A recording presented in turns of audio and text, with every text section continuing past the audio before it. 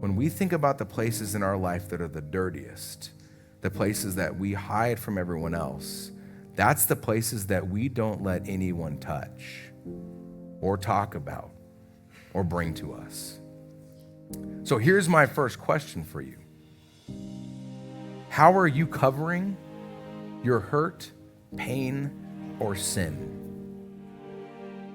We covered this one with shiplap. Beautiful. How are you covering your hurt, pain, or sin?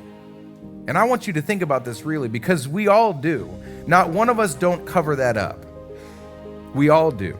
And you can know that because if it's not the first thing that you talk about, then you're covering it up somehow. And it's not a bad thing to cover it up. We talk about cover-ups, right? It's not a bad. What I'm talking about is this might not always need to be talked about. But in some way we dress it up. In some way we don't always reference it in the way where we went through some pain, we went through some hurt, I sinned in this way, I walked away from God in this way. We don't let that story come out. We're like, ooh, those were a couple years where I walked away.